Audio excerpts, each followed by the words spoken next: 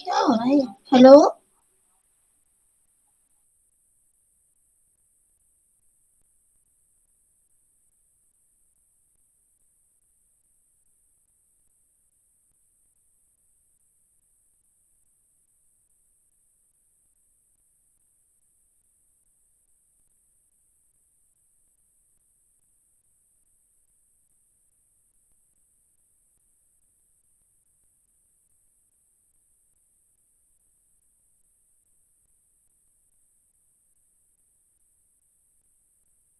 Hello. Sir आवाज नहीं आ रही आपकी।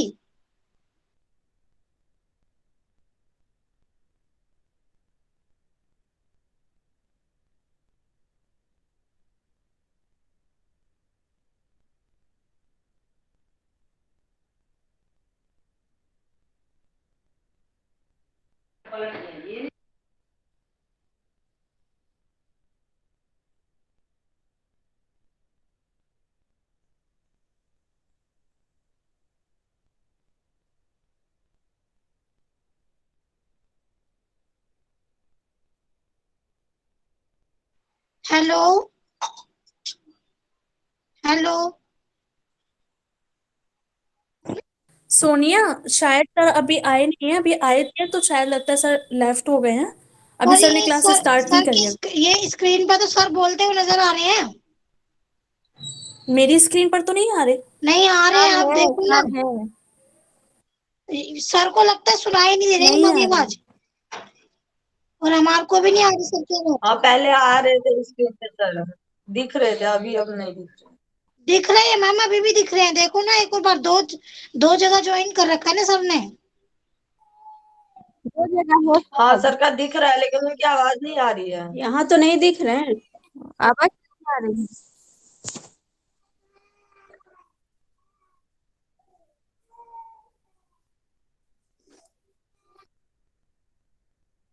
सर को कोई कॉल करके बोल दो ना ये बात, सर फिर पढ़ाते रहेंगे, सर को पता ही नहीं चलेगा।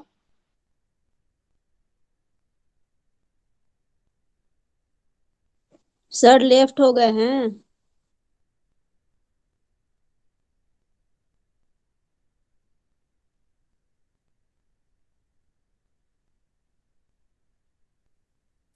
अभी लेफ्ट हो गई सर।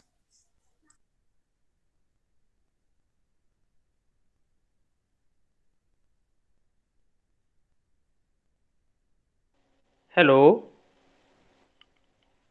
जी सर। जी sir, good morning sir. Good morning, good morning. देखिए तो अभी आवाज क्लियर है क्या?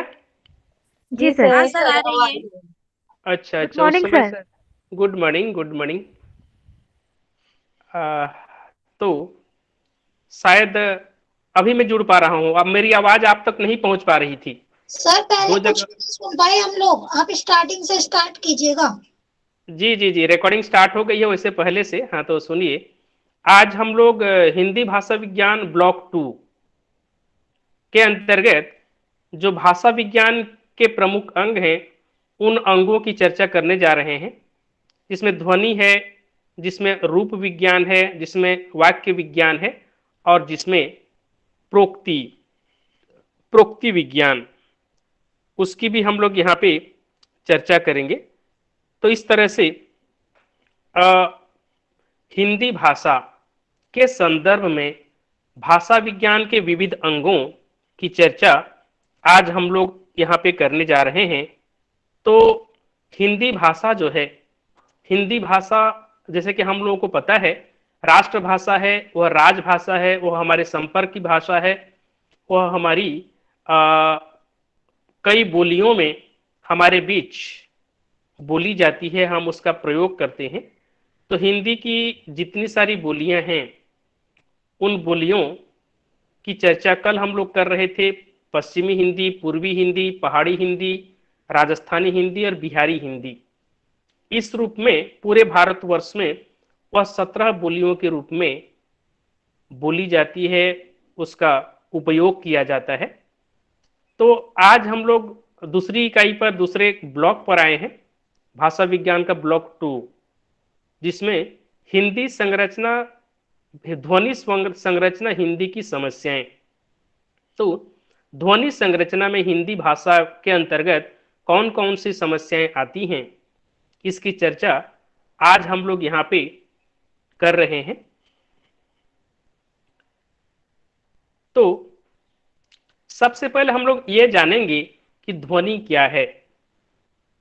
ध्वनि क्या है ये जानेंगे, फिर रूप क्या है, जैसे कि मैं बता रहा था, ध्वनि ध्वनि जो है भाषा विज्ञान की सबसे सबसे छोटी और सबसे सबसे पहले आने वाली इकाई है, पहला अंग है, क्योंकि भाषा विज्ञान की शुरुआत इसी ध्वनि या स्वनिम विज्ञान से ही होती है। तो ध्वनि जैसे कि स्वर ध्वनियां, व्यंजन ध्वनियां, स्वर वर्ण और व्यंजन वर्ण की जब हम लोग कल बात कर रहे थे कि स्वर ध्वनियां अ से औ तक, अंग अह, और व्यंजन में तो फिर क से क्ष त्र ज्ञ तक, अंग अनुस्वार विसर्ग चंद्र बिंदी। तो ये सब जो आती हैं ध्वनियां, स्वर ध्वनियां हैं, कुछ व्यंजन ध्वनियां हैं। तो हमारे मुखमंडल पर या मुख गह्वर पर वाग यंत्र है। आप लोग बीए लेवल पर पढ़कर आए भी होंगे ऑनर्स के अंतर्गत भाषा विज्ञान में, कि स्वर तंत्रियां हैं हमारे मुख गह्वर में या मुख पर, या फिर जिसको हम लोग कहते हैं वाग यंत्र। तो ये ध्वनियां जो है किस तरह से निर्गत होती हैं, स्वर ध्वनियां किस तरह से हमारे मुख से निकल रही हैं, और व्यंजन ध्वनियां भी उसी तरह से किस तरह से निकलती हैं। तो स्वर और व्यंजन ये सरल है, इस पर एकदम विस्तृत से चर्चा न करते हुए हम लोग इस पर खाली टच करते हुए आगे बढ़ेंगे। तो जो व्यंजन हैं, व्यंजन ध्वनियां क से लेकर ह तक, जो किस ध्वनि का उच्चारण कहां से होता है, जैसा कि कंठ्य या कोमल तालव्य, जैसा कि हमारा मुख गौहर है, तालु है, देखिए सबसे ऊपर तालु आप लोगों को पता है, मुख के अंदर जो ऊपरी दांत के ऊपर, दंत मूल के ऊपर मूर्धा है, और मूर्धा के ऊपर में हमारा तालु है, ऊपर का वो कठोर जो हिस्सा है, कड़ा हिस्सा, उसको हम लोग कहते हैं तालु। उसके नीचे दंत मूल, सॉरी दंत मूल के ऊपर मूर्धा, मूर्धा के नीचे है दंत मूल और जीवा। तो ध्वनियों के उच्चारण में सबसे ज्यादा काम करती है हमारी जीवा। जो हमारी जीभ है, हमारी जीवा है, वो हमेशा इधर उधर प्रचलन उसका होता रहता है, और उसी जीवा और मुख के माध्यम से वायु निर्गत होती, हवा निकलती है, और उस तरह से ध्वनि हमारे मुख से निकलती है, एक आवाज निकलती है, और वही शब्द या फिर भाषा के रूप में अभिव्यक्त होती है। तो क ख ग घ व, इसको कंठ या कोमल तालव्य ध्वनि कहा जाता है। फिर च छ ज झ न्य, ये तालव्य ध्वनि, तालु च।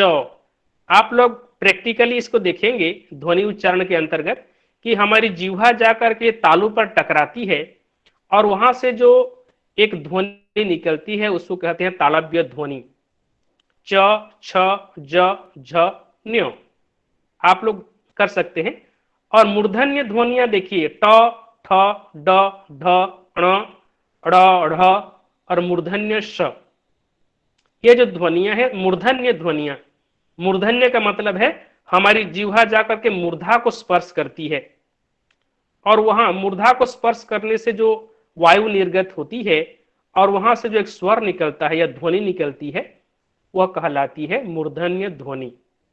फिर दंत्य, देखिए त थ द ध न, ये जो ध्वनियां हैं दंत्य ध्वनियां, हमारी जीवा जाकर दांत को स्पर्श कर रही है, हमारे दांतों को स्पर्श करती है, और फिर वहां से ध्वनि निकल रही है, वो कहलाएंगी दंत्य ध्वनियां। फिर वर्त्स्य, स ज र ल, ये जो ध्वनियां वर्त्स्य, तो हमारी जीवा फिर जाकर के स, मुड़ करके एक तरह से मुड़ करके वो फिर जाकर के दांत को टकराती है, और स कहने से ऊपर और नीचे दोनों के दांत आपस में स्पर्श करते हैं आपस को, और फिर वहां से जो वायु निर्गत होती है, जो ध्वनि निकलती है, वर्त्स्य। ओष्ठ्य, प फ ब भ म, ये जो 5 ध्वनि हैं, पांचों ध्वनियां ओष्ठ ध्वनियां। कैसे? हमारे जो होठ हैं, ओष्ठ, ऊपर और नीचे दोनों हिस्से के ओठ आपस में टकराते हैं, आपस को स्पर्श करते हैं, और जो ध्वनियां निकलती है प फ ब भ म, ओष्ठ ध्वनियां। फिर दंत्योष्ठ, व और फ, और दो ध्वनियां हैं दंत्योष्ठ, दंत, दांत भी आपस में आगे दूसरे को स्पर्श करते हैं, और ओष्ठ्य भी, ओष्ठ, दोनों ओष्ठ भी आपस में जुड़ते हैं, दंत भी जुड़ती है, हमारी जीवा जाकर के दांत को स्पर्श करती है। फिर स्वर तंत्र, ह, यदि ह कहते हैं तो क्या स्वर तंत्रीय ध्वनि है? स्वर तंत्र जो है हमारे मुख में, सीधा वह स्वर तंत्र से ही वह ध्वनि निर्गत होती है, इसीलिए उसको कहा गया है स्वर तंत्रीय ध्वनि। तो हिंदी की जो व्यंजन ध्वनियां हैं, व्यंजनों का प्रयत्न के आधार पर वर्गीकरण, ध्वनियों का वर्गीकरण किस तरह से किया गया है। तो स्वर ध्वनियां तो 12 हैं, आप लोगों को पता है कि जो स्वर ध्वनियां हैं ये व्यंजन ध्वनियों के साथ जुड़ती हैं और फिर शब्द का रूप धारण करती हैं। जैसा कि हम लोग कहते हैं किताब, क व्यंजन है, क में छोटी ई स्वर ध्वनि है, त में आ स्वर ध्वनि, क व्यंजन ध्वनि, कीता ब व्यंजन ध्वनि, ब में हलंत, धन अ स्वर ध्वनि। तो स्वर और व्यंजन ध्वनि आपस में मिलकर शब्द का रूप धारण करती हैं। तो स्वर ध्वनियों के अंतर्गत ये जो सारे 12 स्वर ध्वनियां हैं, ये व्यंजन ध्वनियों के साथ मिल जाती हैं और शब्द का रूप धारण करती है। जैसे कि 12 खड़ी, बचपन में हम लोग स्कूल में 12 खड़ी पढ़ा करते थे। व्यंजन ध्वनि के साथ ये सारी की सारी स्वर ध्वनियां मिलती हैं। जैसा कि क एक व्यंजन ध्वनि है, उसके साथ स्वर ध्वनियों को यदि हम लोग सम्मिलित करेंगे, मिलाएंगे तो क्या होगा? क, का, की, कु, के, कई, को, कऊ, कं, कह। 12 स्वर ध्वनियां क व्यंजन ध्वनि के साथ मिल रही हैं, 12 खड़ी, जिसको हम लोग कहते हैं जैसे ख, खा, खी, खू, खू, खे, खई, खो, खऊ, खं, खह। इस तरह से ये जो है स्वर ध्वनियां व्यंजन के साथ जुड़ जाया करती हैं। तो जो हिंदी के व्यंजन हैं क से लेकर ह तक, इन सभी ध्वनियां या व्यंजन वर्ण किस प्रकार से उनका वर्गीकरण किया गया है? प्रयत्न के आधार पर। इस किस प्रयत्न करने से कौन सी ध्वनि निकलती है, इसको यहां पर आप लोग देख सकते हैं। तो एक तो स्पर्शी, फिर संघर्षी, फिर स्पर्श संघर्षी, फिर अंतस्थ, और फिर लुंठित, पार्श्विक, उत्कृष्ट। तो ये सब क्या होता है? ये जो ध्वनियां हैं ये किस तरह से ये निकलती है? उत्प्रेक्ष क्या है? उत्प्रेक्ष, उत्प्रेक्ष का मतलब उत्प्रेक्ष व्यंजनों के उच्चारण जीभ ऊपर उठकर पहले मूर्धा को स्पर्श करती है। उत्प्रेक्ष का मतलब होता है कि जिह्वा किस प्रकार से एक तरह से मुख गह्वर में किस पर उत्प्रेक्ष हो जाती है, किस तरह से वो बार बार मुड़ती है और मुड़ करके किस प्रकार से एक ध्वनि निकालती है। जैसे कि अड़ और ढ, ड के नीचे एक बिंदी देते हैं, अड़ हो जाता है, ढ के नीचे एक बिंदी देते हैं, अढ़।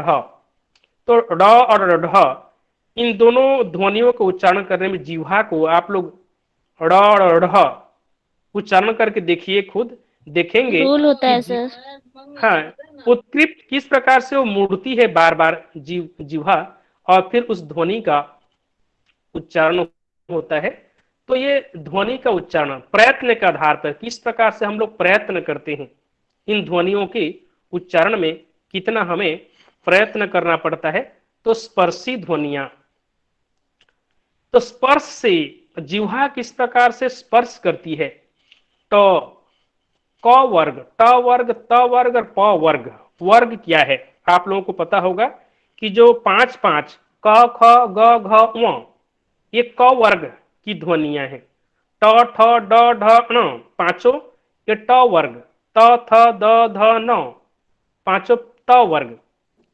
प, फ, ब, भ, म, ये सब प वर्ग। प्रत्येक 5 व्यंजन ध्वनियां एक एक वर्ग में आती है। तो स्पर्श के द्वारा, संघर्षी, संघर्ष के द्वारा किस प्रकार से जो इन जो व्यंजन हैं, इन व्यंजन ध्वनियों का उच्चारण जब हम लोग करते हैं तो किस प्रकार से जो हमारी जिह्वा है स्पर्श संघर्ष होती है।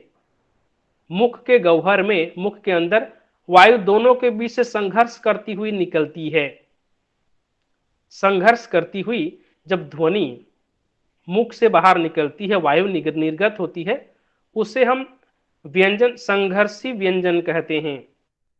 संघर्षी में दंत्य स, ताड़व्य स, मूर्धन्य स, ह तथा आगत व्यंजन। आगत का क्या मतलब है? जैसा कि कुछ शब्द या कुछ ध्वनि आगत, बाहर से आई हुई ध्वनियां। देशज, अपनी ध्वनियां, देशज हमारे देश की ध्वनियां। तत्सम, तद्भव शब्द पढ़ते हैं हम लोग, आगे चल के पढ़ेंगे रूप विज्ञान में। तो क के, ख के नीचे बिंदी देते हैं हम लोग, ग के नीचे बिंदी देते हैं, ज के नीचे बिंदी देते हैं, और फ, ये फारसी के शब्द, ये फारसी की जो ध्वनियां हैं जो हिंदी में आई हुई हैं, उर्दू भाषा के अंतर्गत फारसी लिपि से आई हुई ध्वनियां, ये क्या कहलाती हैं? संघर्षी ध्वनियां। फिर स्पर्श और संघर्षी, किस प्रकार से स्पर्श भी, जिह्वा स्पर्श भी करती है तालु को या फिर मूर्धा को या फिर दंत मूल को, और फिर वायु संघर्ष भी होती है। जिन व्यंजनों के उच्चारण में स्पर्श तथा संघर्ष दोनों प्रयत्न किए जाते हैं उन्हें हम लोग कहते हैं स्पर्श संघर्षी ध्वनियां। उच्चारण अवयव उच्चारण स्थान को स्पर्श करने के बाद इतने निकट रह जाते हैं कि वायु घर्षण करती हुई बाहर निकलती है, तो ये स्पर्श संघर्षी ध्वनियां हैं। इसके अंतर्गत च वर्ग, च, छ, ज, झ, न्य, ये जो ध्वनियां हैं च वर्ग की ध्वनियां, ये स्पर्श संघर्षी ध्वनियों के अंतर्गत आती हैं। फिर अंतस्थ ध्वनियां देखिए, अंतस्थ ध्वनियां क्या हैं? अर्धस्वर, लुंठित तथा पार्श्विक व्यंजन इसके अंतर्गत आते हैं। पार्श्विक का मतलब होता है किनारे, पार्श्व में, पार्श्व में। और लुंठित, लुंठित का मतलब होता है अपमानित, दलित, लुंठित होना किसी का, कुंठित होना, लुंठित होना, अपमानित होना, दलित होना। तो जिह्वा हमारी किस प्रकार से लुंठित हो जाती है, बार बार लुढ़कती है, और बार बार लुढ़कने से जो एक स्वर निकलता है, एक ध्वनि ध्वनित होती है, उसको हम लोग कहते हैं अंतस्थ ध्वनि। तो अर्ध स्वर, इनके उच्चारण में जीभ स्वरों की तुलना में अधिक ऊपर उठती है और इतना ऊपर नहीं जाती कि वायु का मार्ग अवरुद्ध हो सके। तो अर्ध स्वर मतलब आधा, हमारी जिह्वा मुख गह्वर में आधा तक उठती है ऊपर और फिर नीचे गिर जाती है, और वहां से जो ध्वनि निर्गत होती है अंतस्थ ध्वनियां, जैसा कि य और व, ये दोनों अर्ध स्वर ध्वनियां हैं जो अंतस्थ ध्वनियों के अंतर्गत य और व। फिर उसी प्रकार के एक ध्वनि है लुंठित, जब जीभ की नोक मुख के मध्य भाग में आकर बार बार आगे पीछे गिरती है। समझ रहे हैं? जीभ की जो नोक, जीभ का जो अंतिम अग्रभाग है, वो क्या करता है, मध्य भाग में आकर बार बार आगे पीछे गिरती है, और इस प्रकार उच्चरित व्यंजन लुंठित कहे जाते हैं। हिंदी में र व्यंजन लुंठित ध्वनि के अंतर्गत आती है। र, ये लुंठित ध्वनि है। तो ध्वनि क्या है? प्रयत्न के आधार पर ध्वनि के कितने भेद हैं, व्यंजन ध्वनियां कितने प्रकार की हैं, के अंतर्गत ये सब आएंगे। पार्श्विक ध्वनियां, जैसे कि मैंने कहा पार्श्व माने अगल बगल से, यहां भी जीभ की नोक मुख के बीच में आकर एक ओर या दोनों ओर पार्श्व बनाती हैं, और वायु इन्हीं पार्श्व से होकर बाहर निकलती है। हिंदी की ल, ल, ल ध्वनि इसका एक उदाहरण है। ल किस प्रकार से उच्चरित होती है? ये ध्वनि पार्श्विक, ल कहने से पार्श्व से, जीभ के दोनों छोर से, दोनों तरफ से वायु निर्गत होती है, और पार्श्व ध्वनि के अंतर्गत ल का उच्चारण करते हैं हम लोग। उसी प्रकार के से उत्प्रेक्षित, जैसा कि उत्क्षिप्त, तो उत्क्षिप्त ध्वनि जो है अड़ और हड़, अढ़, ड के नीचे बिंदी, ढ के नीचे बिंदी, अड़।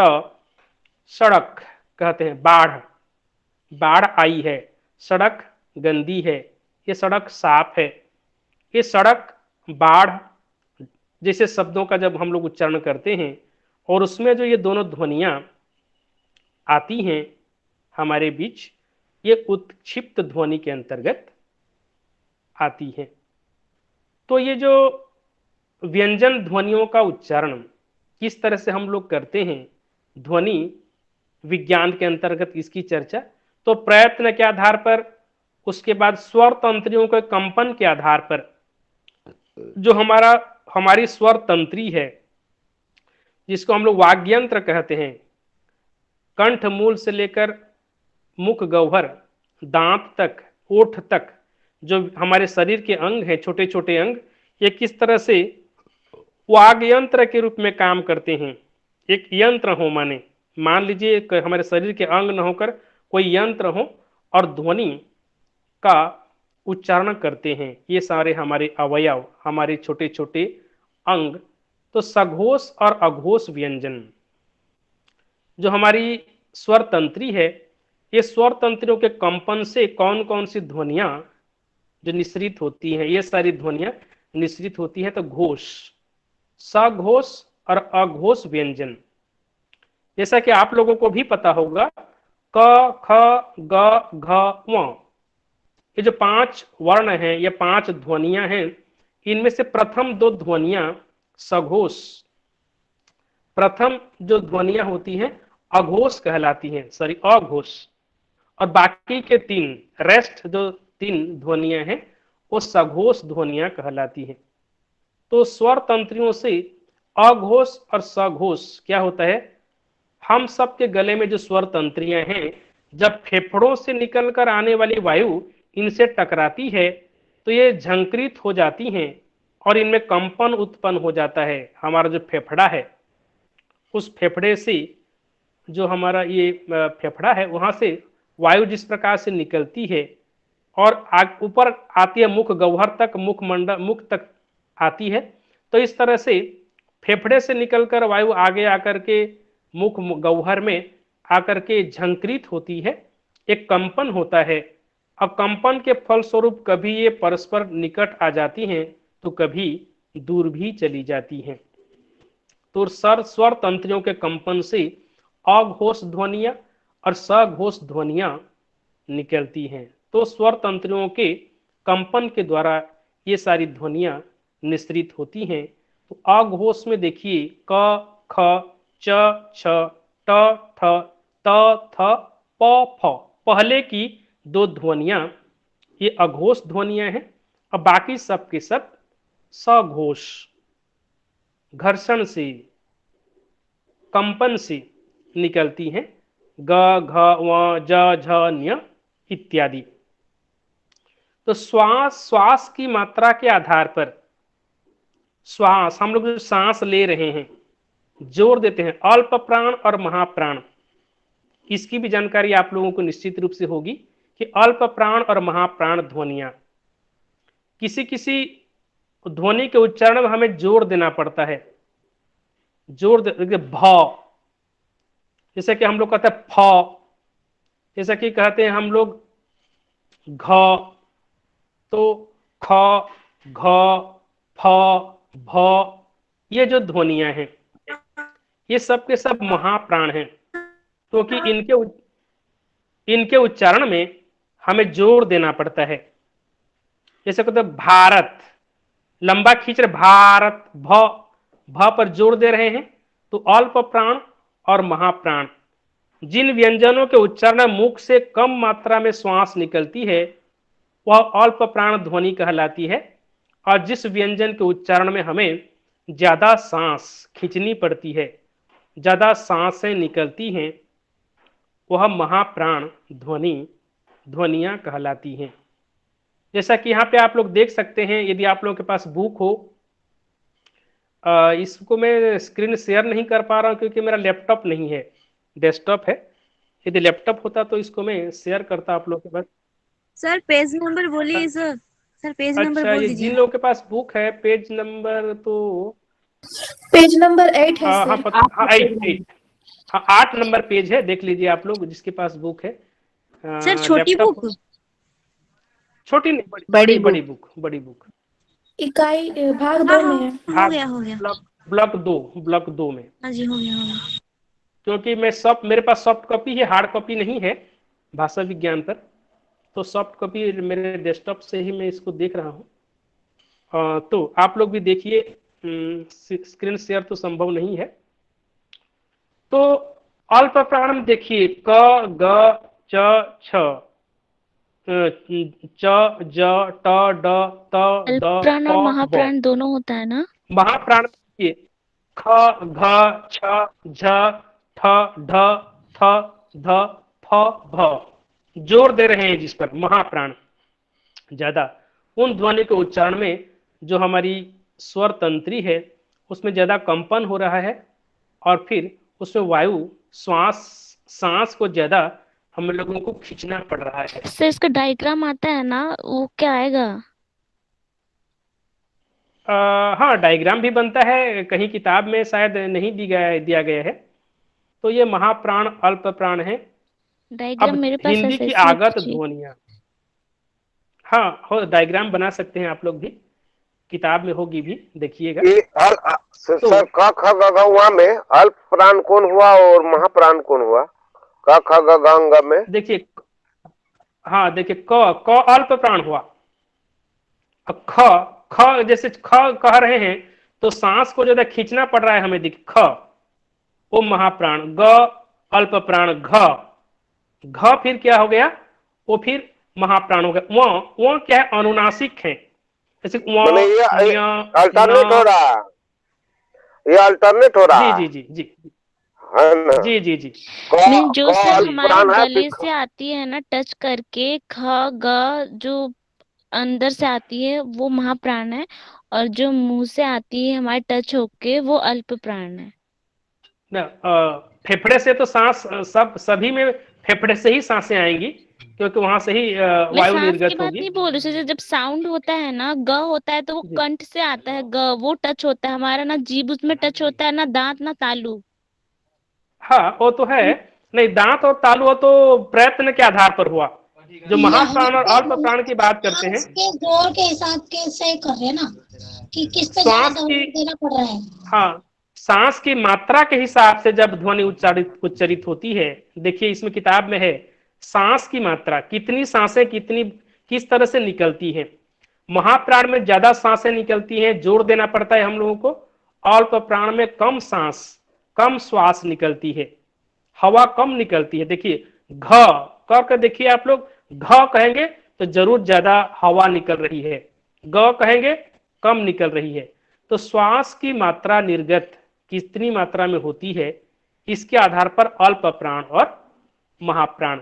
जब जीवा की बात करेंगे तो प्रयत्न के आधार पर हो जाएगा वो, कि किस तरह से क्या प्रयत्न करने से कौन सी ध्वनियां हम लोग निकालते हैं, वो प्रयत्न के आधार पर है। तो यह हम लोगों ने देखा कि जो ध्वनि है, ध्वनि निर्गत किस प्रकार से होती है। हम लोगों ने देखा कि एक तो व्यंजन प्रयत्न के आधार पर, इन व्यंजनों की ध्वनियां प्रयत्न के आधार पर। घोष भी तो होता है ना जी, सघोष अघोष। अघोष और सघोष यहाँ पे स्वर तंत्रियों के कंपन के आधार पर हो रहा है, अघोष ध्वनियां और सघोष ध्वनियां। अघोष और सघोष जैसा कि मैंने बताया, क और ख, प्रत्येक वर्ग की पहली जो ध्वनियां हैं वो अघोष है, और बाकी तीन ध्वनियां सघोष, और श्वास की मात्रा के आधार पर करती है तो अल्प प्राण और महाप्राण। जैसे कि सर, तो अल्प प्राण में पहली, तीसरी और पांचवी आ जाएगी, और महाप्राण में दूसरी और चौथी। हाँ, लास्ट वाले को हम अल्प प्राण भी नहीं कर सकते, उसको अनुनासिक कहते हैं। वह न्या अनुनासिक ध्वनि, नाक, नासिका, नासिका का इस्तेमाल करते, वह कहते हैं। तो देखिए नासिका पर थोड़ा सा जोर देना पड़ता है हम लोग को। न्या मतलब पहली और कहते हैं। तीसरी, पहली और जी, तीसरी जी। अल्प प्राण और दूसरी और चौथी महाप्राण। जी, तो न्या, अण, न और म, ये जो है ये अनुनासिक, नासिका के सहारे हम इन ध्वनियों को उच्चारित करते हैं। हिंदी की आगत ध्वनियां, देखिए हिंदी में आगत बाहर से, कहां कहां से, अरबी से, फारसी से, तुर्की से, अंग्रेजी से, या फिर अन्य और यूरोपीय भाषाओं से कुछ ध्वनियां हिंदी में आकर के समाहित हो गई हैं। तो अरबी से, फारसी से, तुर्की से, अंग्रेजी, क्योंकि हिंदुस्तान में अरब देश से भी लोग आए, फारस देश से भी लोग आए, तुर्की लोग भी आए, अंग्रेज भी आए, और अन्य यूरोपीय देशों से भी आए। तो जो लोगों का आवागमन होता है, भाषा कैसे आती है, बाहर से हिंदुस्तान में आएगी, हिंदुस्तान की भाषा बाहर जाएगी हमारे आवागमन से। जब मानव यहां से वहां आना जाना करता है, आवागमन होता है, तो मनुष्य के साथ भाषा भी, एक व्यक्ति दूसरे देश में जब जाता है तो वह खुद एक मानव के रूप में खुद अपने शरीर को धारण करके नहीं जाता, अपने साथ वह अपनी भाषा, अपनी संस्कृति को भी साथ में लेकर जाता है। तो जैसे कि कोई बहू, छत्तीसगढ़ से कोई बहू हमारे उड़ीसा में आती है, तो महज वो खुद अकेली नहीं आती, अपने साथ वह अपनी भाषा, अपनी संस्कृति, अपने कल्चर, अपने रहन सहन सबको साथ में लेकर आती है। तो इस तरह से भाषा का, संस्कृति का आदान प्रदान भी होता है।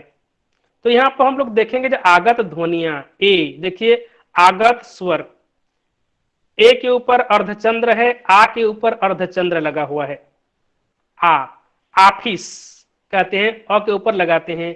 कॉलेज, कॉलेज में हालांकि नहीं लगाते, कहीं कभी कभी कॉलेज, नॉलेज ऐसे शब्द का, जब अंग्रेजी के शब्दों को हम हिंदी में जब लिखते हैं या फिर उच्चारित करते हैं तो उसमें क्या होता है, आगत स्वर का इस्तेमाल हम लोग करते हैं अक्सर, क्योंकि वो बाहर से आई हुए शब्द हैं। जैसा कि हम लोग और कुछ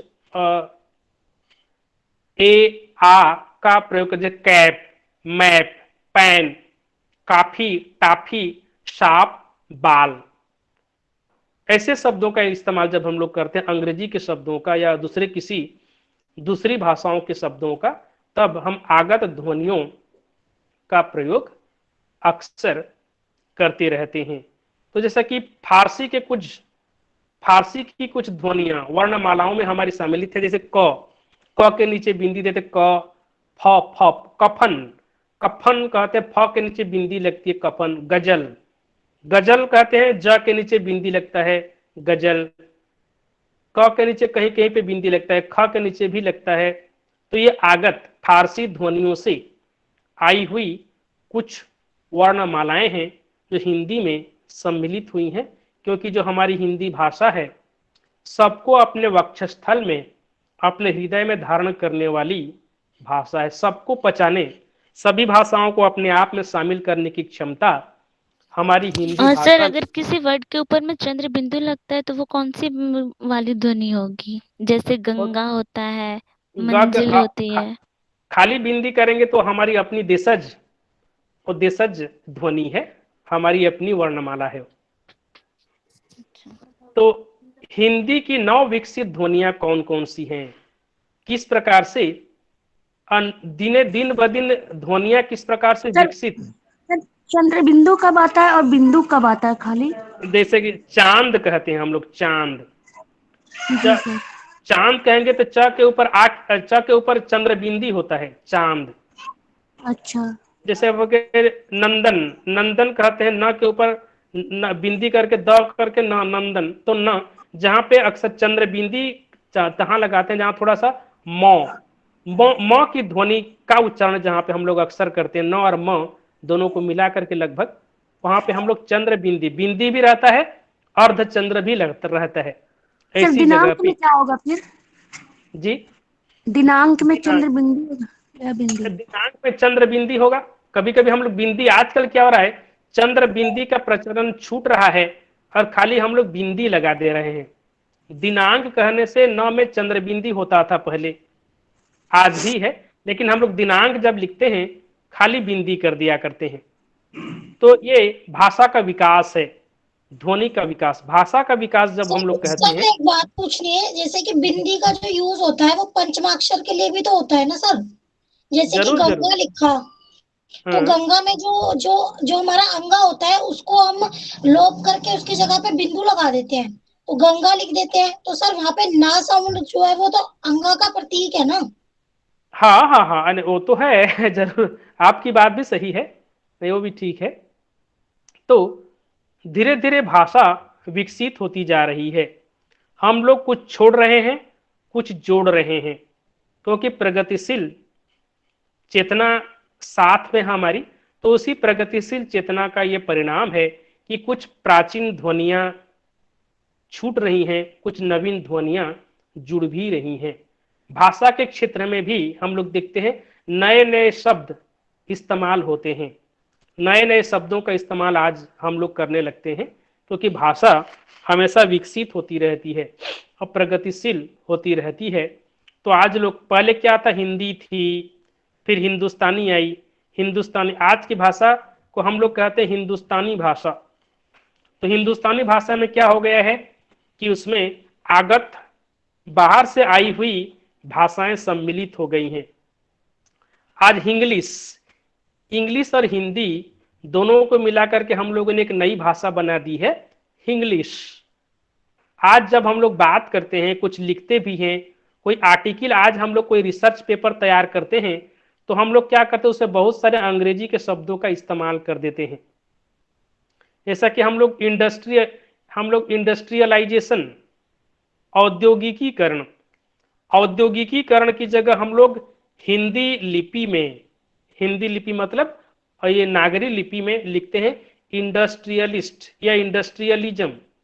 हम लोग कहते हैं ग्लोबलाइजेशन, वैश्वीकरण की जगह हम लोग एक शब्द का इस्तेमाल करने लगे हैं, ग्लोबलाइजेशन।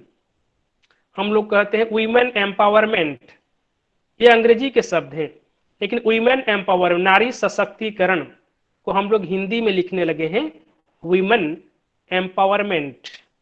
तो ऐसे शब्दों का, जैसे हम लोग कहते हैं यूनिवर्सल फ्रेंडशिप कहते हैं हम लोग, मतलब वैश्विक भातृत्व भाव। तो वैश्विक भातृत्व भाव को हम लोग क्या करने लगे हैं अब, यूनिवर्सल फ्रेंडशिप। वसुधैव कुटुंबकम आज हम लोग नहीं लिखना चाहती, आज हम लोग लिखते हैं तो यूनिवर्सल फैमिली, वसुधैव कुटुंबकम, पूरी वसुधा एक कुटुंब है, एक परिवार है। ये इसको हम लोग प्राचीन समझने लगे हैं, आज हम लोग लिखने लगे हैं, पढ़ने लगे हैं क्या, यूनिवर्सल फैमिली,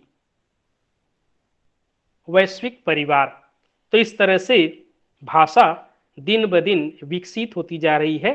प्राचीन और नवीन दोनों का संयोग हम लोग कर रहे हैं। कुछ लोग प्राचीन को छोड़ रहे हैं, नवीन को एक्सेप्ट कर रहे हैं, स्वीकार कर रहे हैं। तो ध्वनि के अंतर्गत 9:50 हो गए, थोड़ा सा हम लोग स्पीड थोड़ा सा करेंगे, केवल ध्वनियों में ही अटक जाएंगे तो बाकी सब छूट जाएंगे। तो थोड़ा सा आगे बढ़ेंगे और देखेंगे कल, क्योंकि कल से MHD 15 है, इसमें झूठा सच, राग दरबारी और सूरज का 7वां घोड़ा और एक कोई उपन्यास, 4 उपन्यास आप लोगों के कोर्स में है। तो क्योंकि भाषा विज्ञान ये ग्रामर है, इसको आप लोगों को अच्छी तरह से समझने की ज़रूरत है, इसलिए यदि संभव हो तो कल हम इसके अंतिम ब्लॉक नंबर 3 को देख सकते हैं, जिसके अंतर अनुप्रयुक्त भाषा विज्ञान, अनुप्रयुक्त भाषा विज्ञान की चर्चा यदि कल करते हैं हम लोग, तो उसके लिए हमारे 4 क्लासेस रहेंगे उपन्यास, हिंदी उपन्यास पार्ट 2 के लिए। तो 4 या 5 उपन्यास देखते हैं उसमें, उसको फिर कवर करेंगे। और कोई बच भी गया तो लास्ट में, क्योंकि रीजनल सेंटर वाले तो शायद और क्लास अलर्ट करेंगे नहीं आप लोगों के लिए, मुझे लगता है, तो फिर हम आप लोगों का जो ग्रुप है उसी ग्रुप में के अंतर्गत जितने भी आप लोग स्टूडेंट हो सबको मिला करके एक क्लास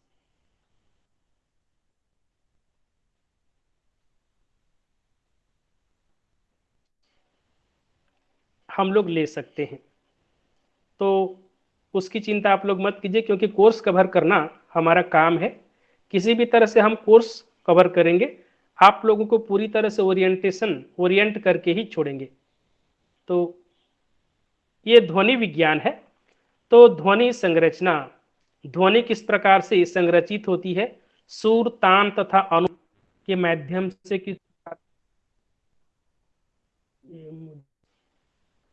किस तरह से, तो दीर्घता, फिर अनुनासिकता, अनुनासिक जैसा कि मैं बता रहा था, व, न्य, अण, न, म आदि ध्वनियां किस प्रकार से उच्चरित होती हैं। स्वनिम विज्ञान तथा निष्पादक स्वनिम विज्ञान, किस प्रकार से स्वनिम क्या है, फोनोलॉजी जिसको कहते हैं हम लोग, स्वनिम विज्ञान, ये ध्वनि की ही एक इकाई है।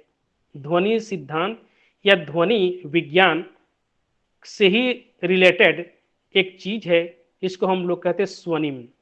मतलब इस स्वनिम को, ध्वनि को जो एक संरचनात्मक दृष्टि प्रदान करती है, वही है स्वनिम विज्ञान, जिसको हम ध्वनि विज्ञान भी मान सकते हैं। तो जो ध्वनि है, स्वर ध्वनियाँ, व्यंजन ध्वनियाँ, इन ध्वनियाँ किस प्रकार से आपस में मिलती हैं और किस प्रकार से आपस में मिलकर एक शब्द बनती हैं। तो ध्वनियों के उच्चारण में आने वाला अंतर विभिन्न ध्वनियों के परस्पर व्यतिरेक में आने के कारण आया है। आप लोग पढ़ चुके, हम लोग जान चुके हैं ध्वनि को, स्वर ध्वनि, व्यंजन ध्वनि को।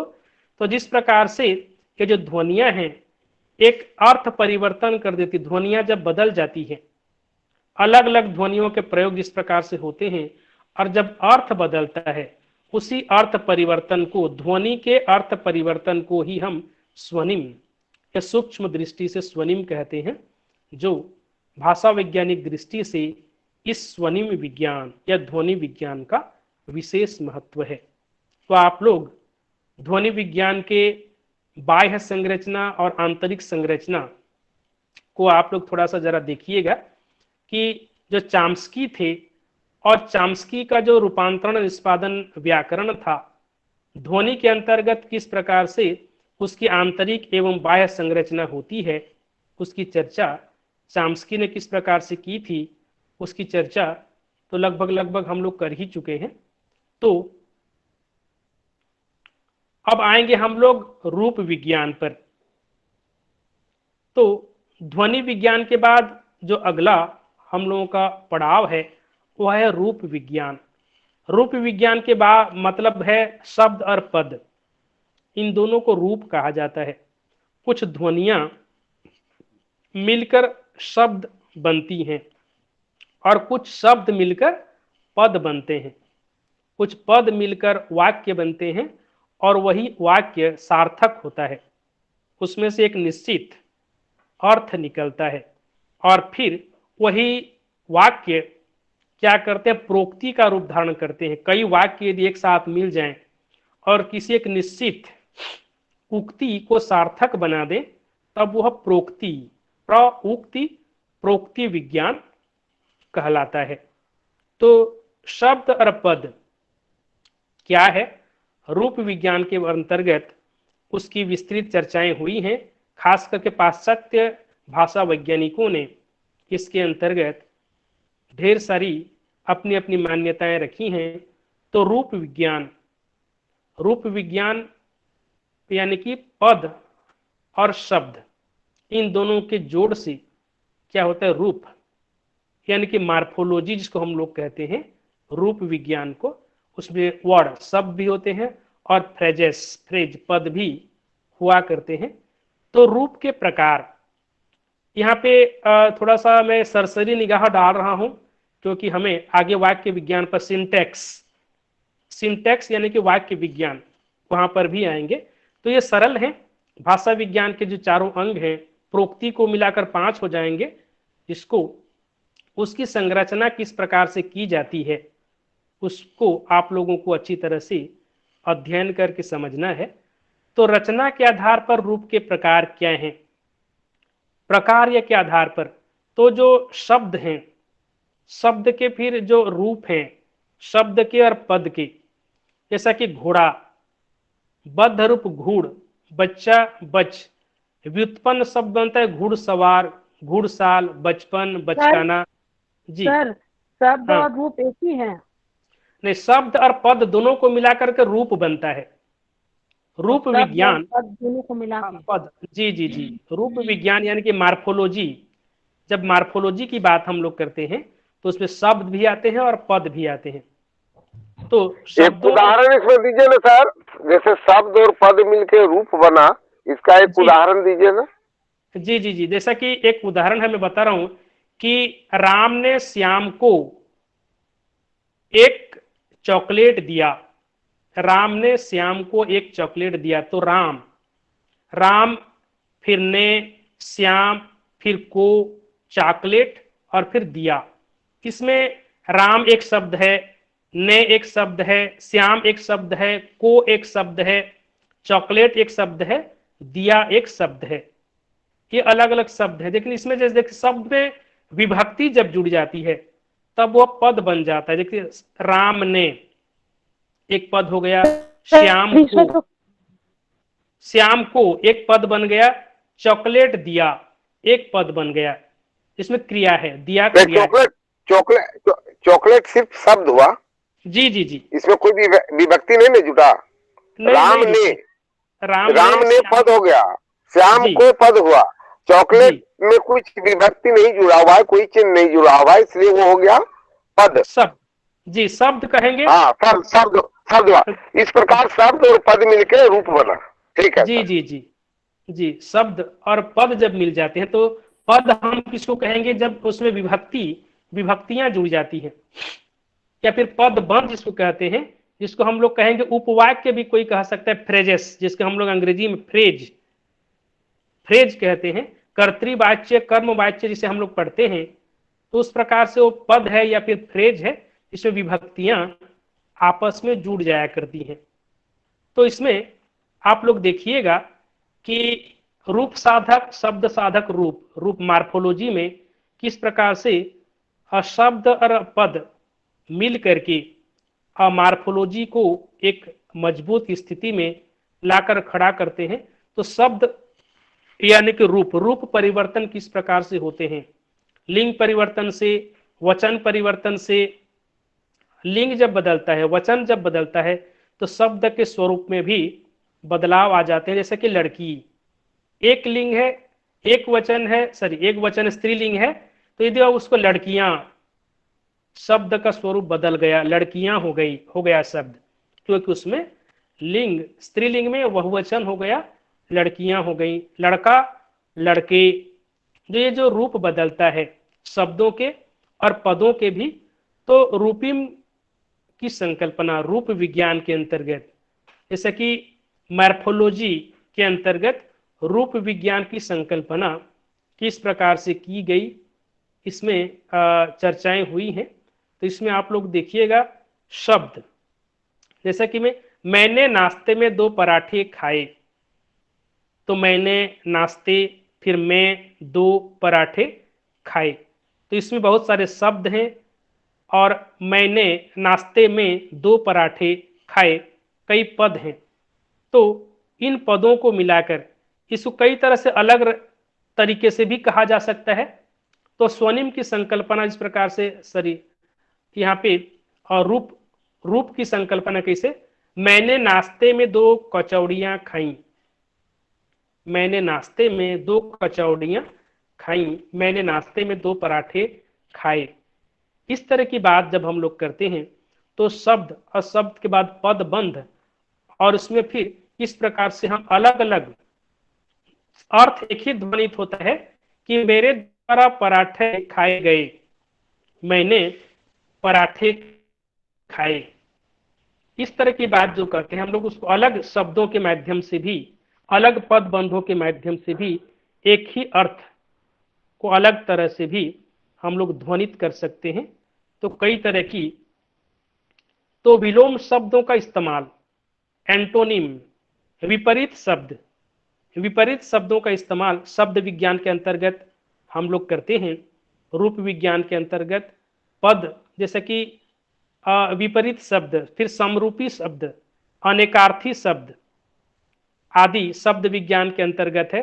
शब्द निर्माण की आवश्यकता और प्रक्रिया, शब्द निर्माण जब हम लोग करते हैं, किस तरह से जब एक शब्द बनता है, उस शब्द में मूल धातु होती है और मूल धातु के साथ कुछ प्रत्यय जुड़ते हैं, तो उस तरह से वो शब्द बनता है। जैसे कि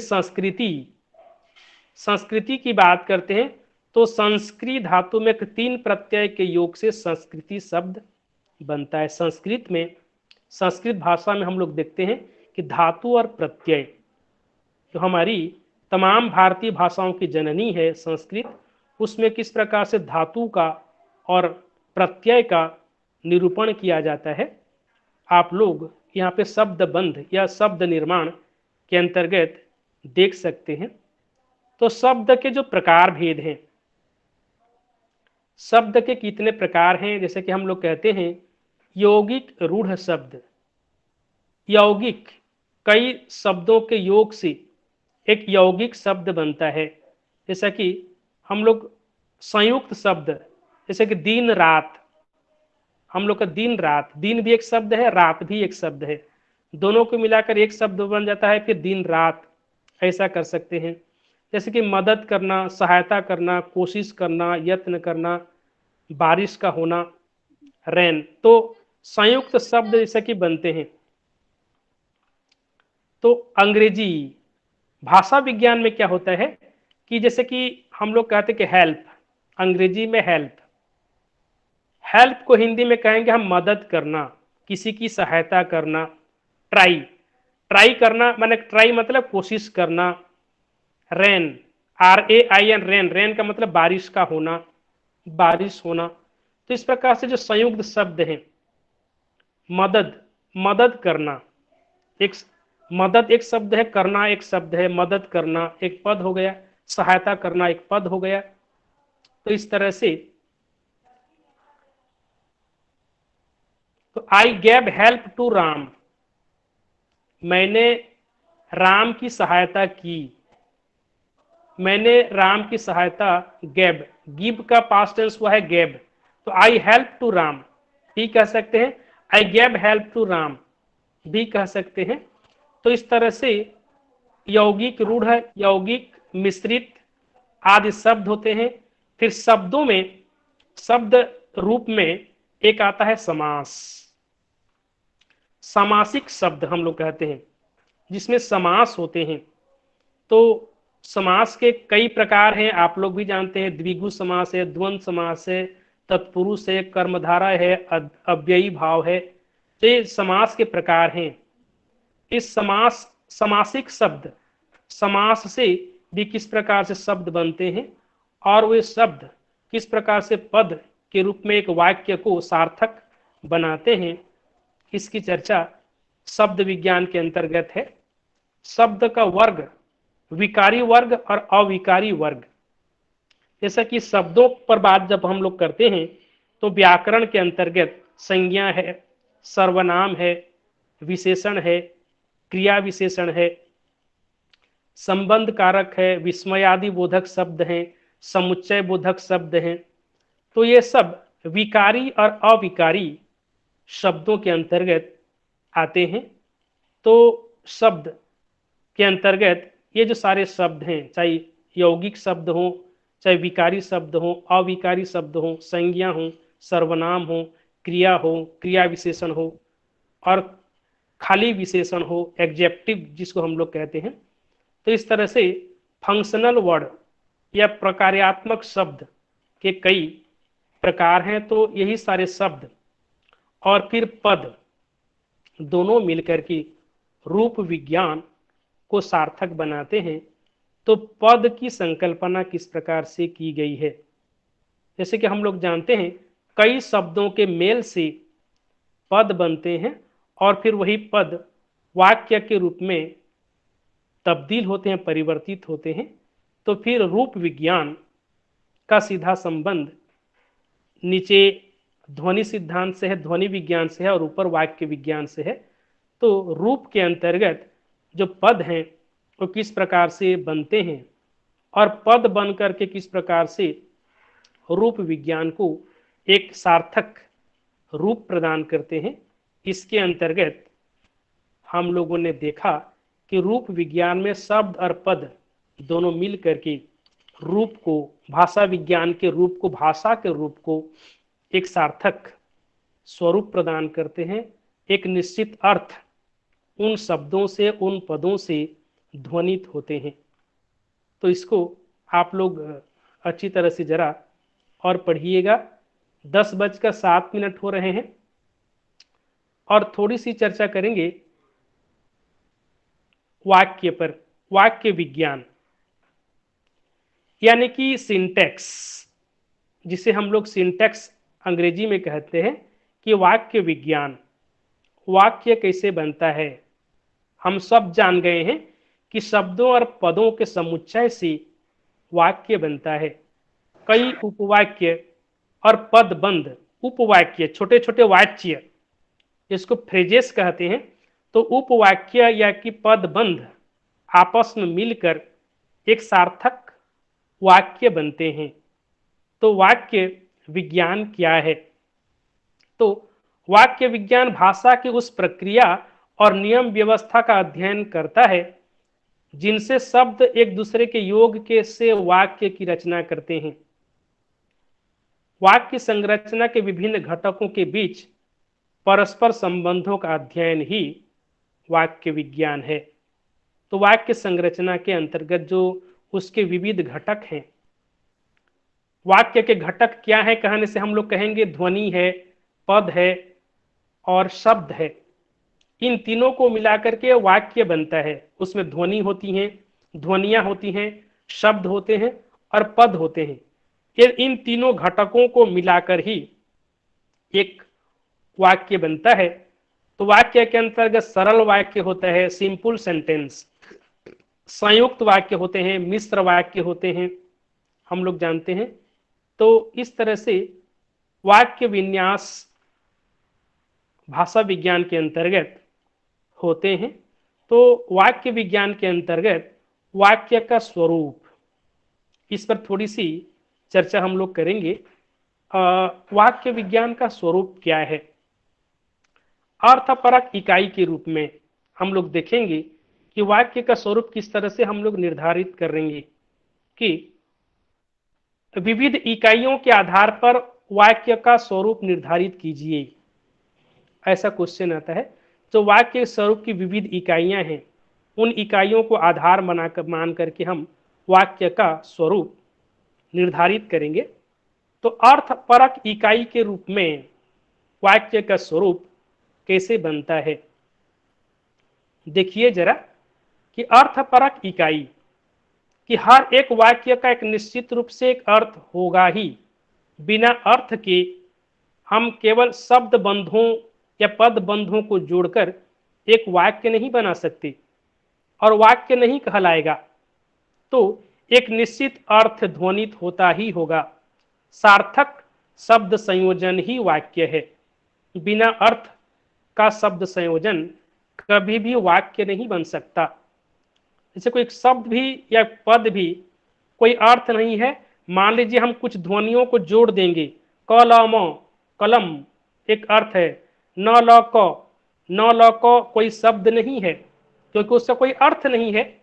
तो केवल ध्वनियों के योग से कोई शब्द नहीं बनता, केवल शब्दों के योग से कोई पद नहीं बनता, और केवल महज पदों के योग से कोई वाक्य नहीं बनता, जब तक उसमें कोई अर्थ, एक निश्चित अर्थ ध्वनित न होते हों। तो अर्थ का होना, इसका मतलब सर अर्थपूर्ण संयोजन को ही इसका वाक्य कहेंगे, अर्थपूर्ण होना चाहिए। एक चीज समझ में नहीं आ रहा सर कि ये जो बोले आप अभी मुहावरा और लोकोक्ति में थोड़ा सा क्लियर कर दीजिए सर, इसको क्या करें मुहावरा और लोकोक्ति। जी, मुहावरा क्या है?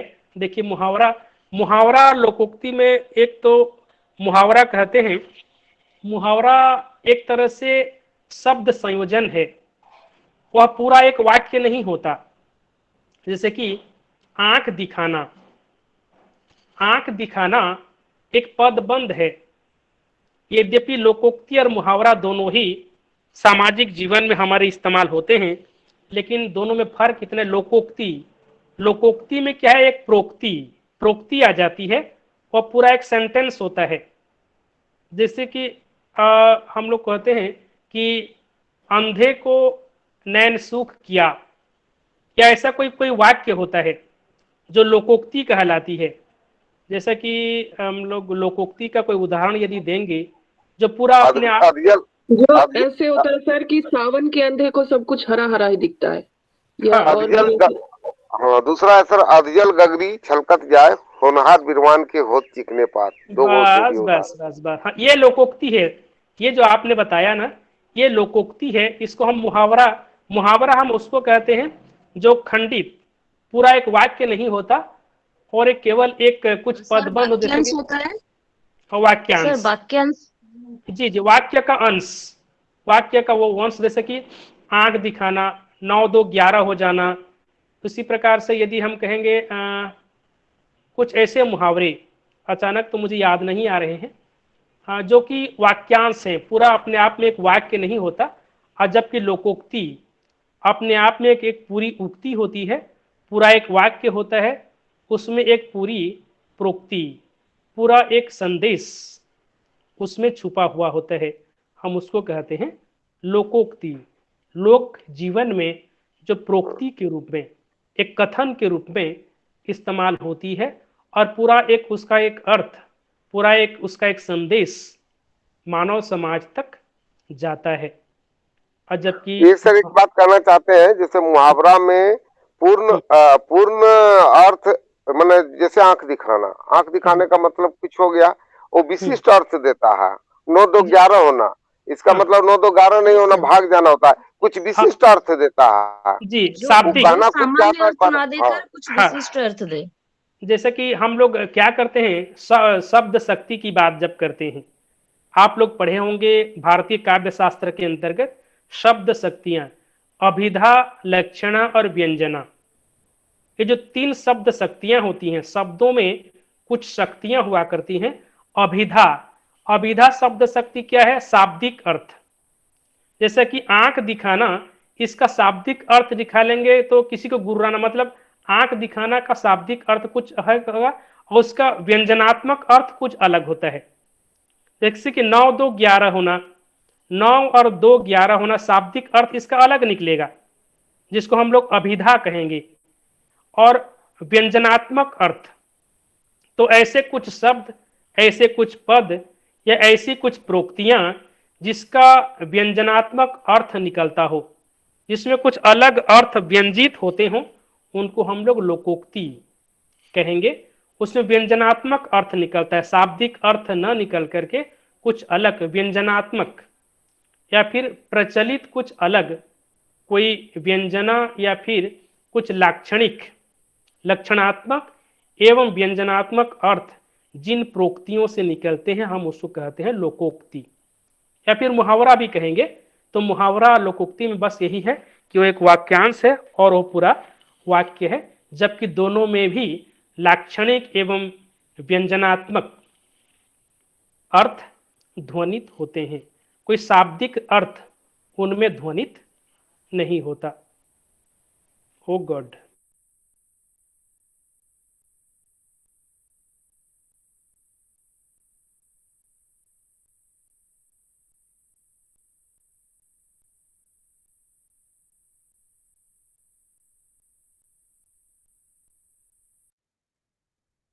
हेलो, आवाज नहीं आ रही है सर? आपकी आवाज नहीं आ रही है। नहीं सर का वीडियो पॉज हो गया है, सर कुछ ये तो कॉल आ गया हो, या कुछ प्रॉब्लम हो गया है।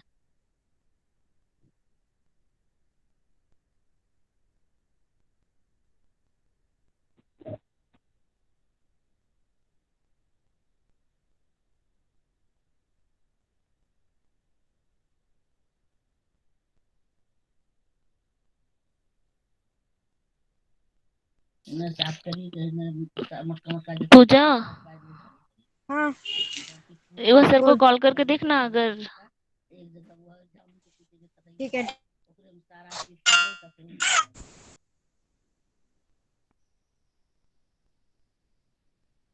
सर लेफ्ट का, अरे सर लेफ्ट हो गए फिर हैं से सर, ज्वाइन आप आएंगे। करेंगे कहीं। हाँ हाँ।